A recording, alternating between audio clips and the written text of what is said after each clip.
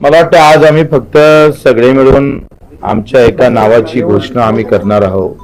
सगळ्यांच्या चर्चा झाल्या आणि चर्चामध्ये परिवर्तन महाशक्ती, आघाडी पण नाही, युती पण नाही, आमची परिवर्तन महाशक्ती म्हणून आता आम्ही समोर जाणार आणि इथून इकडे आता सगळा कार्यक्रम आम्ही राबवणार आहोत. इतरही काही संघटनेला याचं असेल लहान मोठ्या, त्या संघटनेसाठी आमचं दालन 26 तारखेला संभाजीनगरला उघडं राहील. त्याचा व्यवस्थित पत्ता दिला जाईल. त्या पत्त्यावर ज्या ज्या काही लहान संघटना राहिल्या असेल, या महाशक्तीमध्ये ज्यांना ज्यांना सामील व्हायचं आहे, आमचे जो विचाराचा आणि मुद्द्याचा अजेंडा आहे, त्यांना ज्यांना सामील व्हायचं असेल त्यांनी त्यांनी संभाजीनगरला सामील व्हायसाठी यायचं आहे. पुढील राजीव हो वगैरे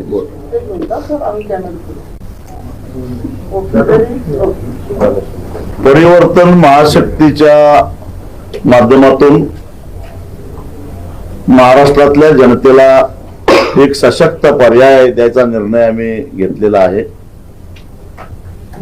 या परिवर्तन महाशक्तीचं नेतृत्व सामुदायिक असेल, एक समन्वय समिती असेल, त्या समिती मार्फत अंतिम निर्णय घेतले जातील. बच्चू भाऊंनी सांगितलं त्या पद्धतीनं 26 सप्टेंबर पर्यंत ज्या सामाजिक संघटना असतील, कदाचित त्या रजिस्टर नसतील परंतु सामाजिक क्षेत्रात काम करत असतील, त्या सामाजिक संघटना असतील किंवा छोटे मोठे पक्ष असतील, चळवळीतले घटक असतील, या साऱ्यांना बरोबर घेऊन एक सामान्य माणसाला पर्याय म्हणून महाराष्ट्राचा 7-12 काय कुणाला आमदार दिलेला नाही. प्रत्येक मतदारसंघामध्ये एक आश्वासक चेहरा या परिवर्तन महाशक्तीच्या माध्यमातून आम्ही देणार आहोत. स्वच्छ चारित्र्य, स्वच्छ हात असलेलाच असा चेहरा असणार आहे.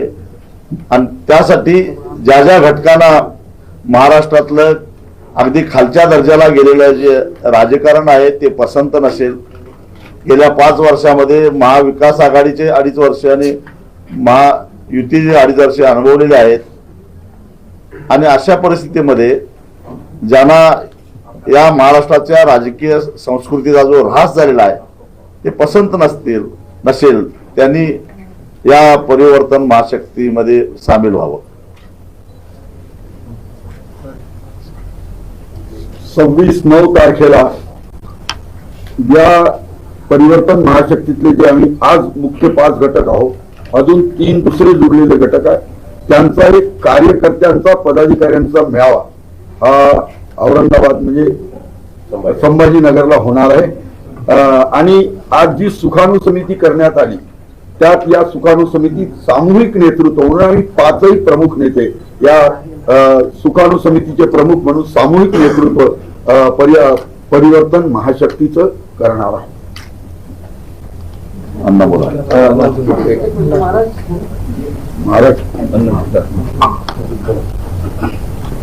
आज एक चांगला ऐतिहासिक निर्णय झाला. मला वाटते बच्चूभाऊ महाराज यापूर्वी राज्यातल्या 3ही शेतकरी नेत्यांनी एक परिवर्तन आघाडी केली होती, पण आता महाराष्ट्राच्या जनतेची आणि महाराष्ट्राची इच्छा आणि लक्षात घेता या दोन्ही प्रस्थापित आघाड्यांना एक चांगला पर्याय, असं राजूभाऊंनी आश्वासक पर्याय, ही सिस्टम बदलण्यासाठी एक तगडा आणि चांगला पर्याय देण्याचा आज निर्णय निश्चय झाला. आणि हे सगळे 5ही नेते, महाराजांचा स्वराज्य असेल, बच्चूभाऊचा प्रहार असेल, राजूभाऊची स्वाभिमानी असेल, स्वतंत्र भारत पक्ष शेतकरी संघटना वामनराव चटपाची असेल, आमचा महाराष्ट्र राज्य समिती MRS असेल, हे सगळे प्रमुख आज मुख्य एकत्र येऊन हा निर्णय घेतलाय. मला वाटते हा निर्णय महाराष्ट्राच्या येणाऱ्या जे काही विधानसभा निवडणुकीत आहे ते अत्यंत चांगला आपला परफॉर्मन्स देतील किंवा एक चांगलं काम महाराष्ट्राला करून दाखवतील आणि महाराष्ट्र ज्याची वाट पाहतो आहे.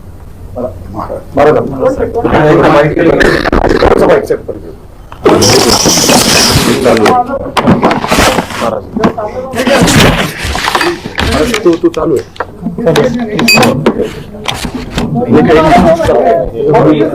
हा सगळे घ्या. हा ओके. थोडंसं वाईट ठेवशील टीव्ही दिसले पाहिजे ओके. महाराज बैठक परिवर्तन महाशक्ती या नावाने एक महाराष्ट्र, एक सुसंस्कृत महाराष्ट्र, एक वेगळा पर्याय या परिवर्तन महाशक्तीच्या माध्यमातून आम्ही पुढे येत आहोत. लोक अस्वस्थ झालेले, जनता अस्वस्थ झालेली आहे. जनतेला एक वेगळा पर्याय पाहिजे जो खऱ्या अर्थाने महाराष्ट्र घडवू शकतो. या 75 वर्षात आजही आपण त्या मूलभूत प्रश्नावरच आपण चर्चा करीत आहोत. आपण जर पाहिलं तर एका गावात गेलं तर तुम्हाला नेहमी एक छोटं गाव आणि एक मोठं गाव पाहायला मिळतं. मोठं गाव म्हटलं तर बुद्रुक, छोटं गाव म्हटलं तर खुद्द. आणि तशीच आज राजकीय परिस्थिती आज निर्माण झालेली आहे. म्हणजे शिवसेना बुद्रुक, शिवसेना खुर्द, एनसीपी खुर्द, एनसीपी बुद्रुक. आणि लोक संभ्रम आहेत की हेच सत्तेत असतात, हेच विरोधात असतात आणि त्याच मूलभूत प्रश्नावर आजही आपण चर्चा करीत आहोत. आणि म्हणून आम्ही सर्वांनी निर्णय घेतला की एक चांगला पर्याय जनतेला आणून देऊ आपण.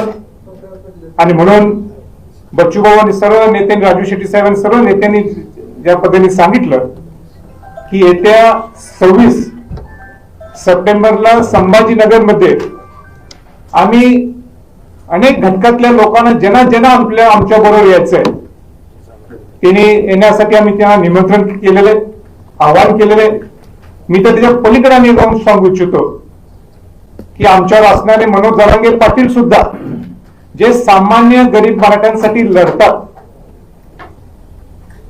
दत्तराज आंबेडकर असतील आणि बरेच सगळे लोक असतील, आपण सगळेजण एकत्र येऊया आणि महाराष्ट्राला एक चांगला पर्याय देऊया असं मी सगळ्यांना विनंती करतो. आणि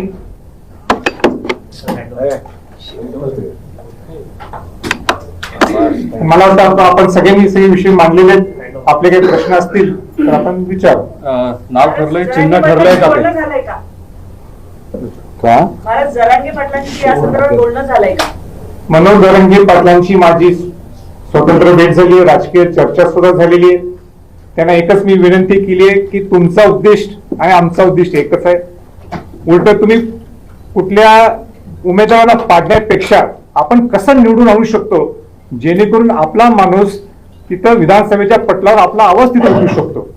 आणि म्हणून मला विश्वास आहे, आमच्या सगळ्या टीमला विश्वास आहे की ते निश्चित आमच्या बरोबर आमच्यावर येतील. म्हणजे मी काही वेगळं नाही आणि इथं कोण वेगळं नाही. एक सामूहिक हे नेतृत्व आहे, सामूहिक हा समविचार आहे आणि हा विचार एकच आहे की आपल्याला महाराष्ट्राला एक चांगला पर्याय द्यायचा.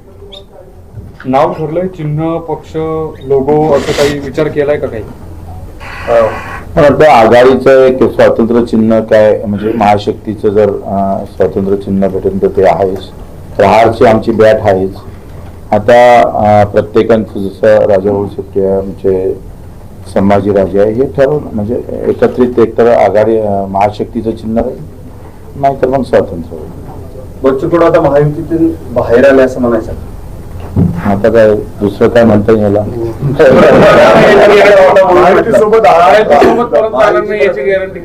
तुम्हाला स्टॅम्प पेपर लिहून द्यायचं का? जयंत पाटील म्हणतायत की महाविकास आघाडीची मतं खाण्यासाठी अशा पद्धतीची तिसरी आघाडी समोर येते. आता आरोप तर होणार नाही. मी त्याला उत्तर देतो, महाराष्ट्राचा 7-12 का त्यांना लिहून दिलेला आहे काय? आता मग आतापर्यंत त्यांनी सांगावं मधु दंडवत पराभव कोणी केला, बापूसाहेब काळजात यांचा पराभव कोणी केला, आता अलीकडे जयंत पाटलांचा पराभव कोणी केला. मुंबईमध्ये कपिल पाटील महाविकास आघाडीमध्ये असताना त्यांच्या विरोधामध्ये शिवसेनेने उमेदवार का उभा केला, या प्रश्नाची पहिल्यांदा उत्तर द्यावीत. संभाजीराजांना कोल्हापूरची जागा सोडतो असं सांगून आयत्या वेळी त्यांच्याच कुटुंबामध्ये महाराजांना उमेदवारी दिली पक्षात घेऊन. हातकणंगलेमध्ये स्वाभिमानीला ही जागा सोडली असं सातत्यानं 6 महिने घोषणा करता करता अचानक मशाल हे चिन्ह घेण्यासाठी कुणी सांगितलं? महाराष्ट्राचा 7-12 काय महाविकास आघाडीला लिहून दिलेला नाही आहे आणि महायुतीलाही दिलेला नाही आहे. या महाराष्ट्रातली जनता ठरवेल कुणी या महाराष्ट्रामध्ये लोकांचं प्रतिनिधित्व करायचं. लोकशाही आहे ना, बी टीम ते पण असू शकतं ना, त्यांच्यामधली अर्धी बी टीम तर ते आहेच. जयंत पाटील गॅरंटीनं सांगतात का आम्ही भाजपशी माझे संबंध आहेत म्हणून? नाही, एक गोष्ट त्यांना विचारली पाहिजे. आणि यांची मग खात्री तुम्ही आहे. अजित पवार साहेब तुमचे बी टीम आहे, तुमची बी टीम आहे. तुम्ही आता जे स्टेटमेंट केलं नेमकं काय म्हणायचं तुम्हाला? मग मी एवढंच सांगतो की त्यांनी खात्रीने सांगितलेलं आहे काय, ते त्यांच्याच सहकारी पक्षाचे नेते सांगतात, सातत्यानं आरोप करत होते लोकसभेला की याच्या पाठीमागे जयंत पाटील आहेत म्हणून. सांगली राजू काय गोळ झाला त्याचा, त्या प्रश्नाचं पहिल्यांदा जयंत पाटलांनी उत्तर द्यावं. आणि यांनी लिहून द्यावं ना की आम्ही भाजपमध्ये जाणार नाही म्हणून. सगळ्यांनीच नाही, एक तुम्ही गोष्ट सांगा, आज काँग्रेस अर्धी झाली, राष्ट्रवादी अर्धी झाली, शिवसेना अर्धी झाली, तर मग अशा पद्धतीचे आरोप करून पहिले त्यांनी स्वतःला तपासलं पाहिजे. लोकशाहीमध्ये प्रत्येकानं आपापली बाजू मांडण्याचा लढण्याचा अधिकार दिला. कोणी दुसरं काही लढतं तर ते बी टीम आणि हे लढलं तर अ टीम. असं कसं काय तुम्ही, ते जनता ठरवून ना कोणती टीम कोणती आहे. तर ज्याचे घर टाकायचे आहे त्यांनी लोकांच्या घरावर दगडफेक करू नये. हे काय होती? कॉमन मिनिमम प्रोग्राम ठरणार होता, तर परिवर्तन महाशक्तीचा काय कॉमन मिनिमम प्रोग्राम ठरला तो आम्ही सांगू आता नेक्स्ट 26 ला सांगू ना. आम्ही एक समिती तयार करतो दुपारी सांगतो म्हणाले होते म्हणून विचारलं. आणि कॉमन मिनिमम प्रोग्राम तयार करण्यासाठी आम्ही एक समिती नेमलेली आहे आणि हळूहळू आमचा एक जाहीरनामा कॉमन मिनिमम प्रोग्राम तयार होईल, आम्ही स्पष्ट करू. माहितीत असं काय झालं की तुम्हाला बाहेर पडावं लागलं आणि तिसऱ्या युती सोबत आता तुम्ही आलेला आहात. शिंदे यांच्या सोबत तुमचं मी एकतर पहिले भाजप आणि शिवसेनेसोबत लढलो नाही, सत्तेच्या समीकरणासोबत गेलो होतो आणि त्याच्यासोबत आपण संभाजीनगरला आंदोलन केलं. मुख्यमंत्र्याला उपमुख्यमंत्र्यांना दोघांनाही पत्र दिले का याबाबत तुम्हाला निर्णय घ्यावा लागेल आणि तुम्ही हा निर्णय घेतला नाही तर मग मला बाहेर पडावं लागेल. आता तेच आम्ही केला. आघाडीकडून असाच मुखभंग जो आहे तो प्रकाश आंबेडकर साहेबांचा झालेला आहे, त्यांच्याशी पण तुमची सविस्तर चर्चा झाली आहे का? त्यांना बरोबर घेणार आहात का? काय माझी चर्चा त्यांच्याबरोबर चर्चा चालू आहे पण अजून निर्णयापर्यंत आलेलं नाही. त्यांनाही वेळ हा. पण आम्हाला आशा आहे ते आमच्या बरोबर येतील. गेल्या आठवड्यात झाली हो, दोन वेळा बैठका झाल्या. आणि 26 तारखेपर्यंत त्यांना वेळ विचार करायला वेळ दिला आहे. सगळ्या जे येऊ इच्छितात त्यांना ऑप्शन पण आहे. त्यांनी घोषणा केली परवा की एमआयएमला आम्ही सोबत घेणार नाही, असे काही आणखी आम्ही कट्टरवादी आहे, जे कट्टरवादी आहे, धार्मिक कट्टरवादी आहे, त्यांच्यासोबत मी स्पेसिफिक एकासाठी म्हटलं नाही. तुम्ही न्यूज चालवलं त्या वेगळ्या चालवल्या असेल, पण मी असं म्हटलं की जे काही कट्टरवाद आहे, धार्मिक कट्टरवाद जिथं आहे तिथे आपल्याला सोबत घेणं आम्हाला जमणार नाही. कुठेतरी त्यांची प्रखरता कमी करावं लागेल किंवा एका आपली अजेंडा घेऊन जावं लागेल आणि मुद्दे घेऊनच लढावं लागेल ना. मग काय मुद्दे असेल त्याच्याबाबत त्यांची जर प्रखरता कमी झाली किंवा ते आमचे जे शेतकऱ्याचे मजुराचे कष्ट करण्याचे मुद्दे असेल त्यासोबत जर येत असेल तर काय त्याचा काही विषय नाही.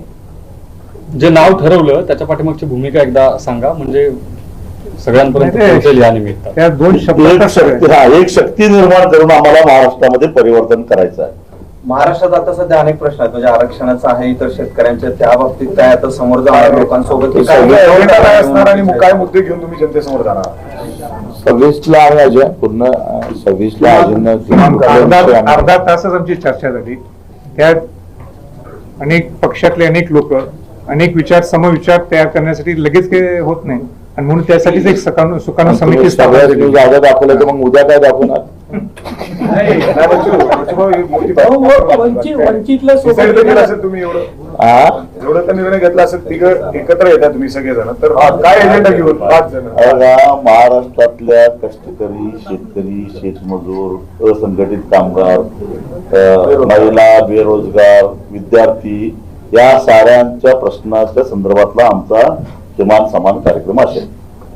गटकोट किल्ल्यांचा सुद्धा विषय संभाजी, तुम्ही ज्योती मेटेंशी काही संवाद साधलाय का? त्या सुद्धा या तिसऱ्या आघाडीत असणार आहे? माझं सकाळीच त्यांच्याशी बोलणं झालेलं आहे आणि त्या सकारात्मक आहे.